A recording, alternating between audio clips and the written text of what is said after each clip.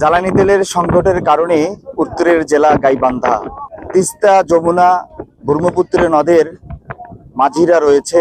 সেই মাঝিদের কষ্টের কথা শুনতে আমরা এই মুহূর্তে রয়েছি বালাসীঘাট। আমরা যাব তাদের কষ্টের কথাগুলো শুনতে। হবে আমরা নৌকা চালাতে পারছি না, বুঝছেন? তারপরে এখন আমরা মাছ ধরিয়ে খাই।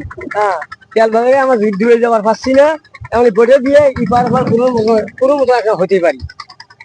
তেলের অভাবে আমরা সবকিছু আমাদের বন্ধ হয়ে আছে।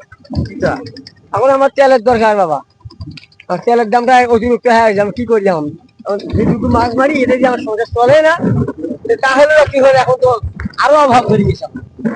তেল ভিনেগার নৌকা চালাতে পারতেছি না, মাছ মারতে পারতেছি না। তা মনে করো যে আমরা কিভাবে সংসারটা চলবে আমাদের?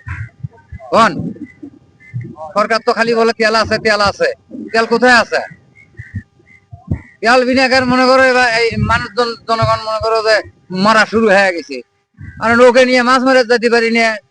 এই 5টা-7টা করে খানে হলো একটা করে সংসারের মধ্যে কি দিয়ে আমরা সংসারটা চালাবো? আমাদের মনে করো তেল ভিনেগার আমার চলতেইছে না। অনেক দোকানে তেল নাই, অনেক দোকানে তেল আছে 150 টাকা কেজি নেয়।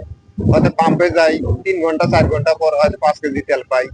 এভাবে কি আমাদের চলাটা সম্ভব? ব্রহ্মপুত্র নদোদ্দেশিত কামারজানি, মোল্লারচর এবং পাশাপাশি গিদার ইউনিয়নের তীর ঘেঁষে যেসব জেলে সম্প্রদায় গড়ে উঠেছে তাদের সার্বক্ষণিক আমাদের সাথে যোগাযোগ আছে। তারা যদি কখনো ফেস করে যে তাদের ডিজেলের সংকট হচ্ছে, নদীতে গিয়ে মাছ ধরা হচ্ছে, সেক্ষেত্রে আমরা প্রশাসনের সাথে লিয়াজু করে তাদের পেট্রোল পাম্পে আলাদাভাবে তাদের জন্য একটা সিরিয়াল করা যায় কিনা সেটা বিবেচনায় আছে। পাশাপাশি তাদের সার্বক্ষণিক সহযোগিতা আমাদের অব্যাহত আছে। জ্বালানি তেলের সংকট যদি দূর হয়ে যায় তাহলে এই বালাসীঘাটের শত শত জেলেদের জীবন জীবিকায় আনন্দের বন্যা বয়ে যাবে। গাইবান্ধা বালাসীঘাট থেকে ওমর ফারুক রনি, RCTV, গাইবান্ধা।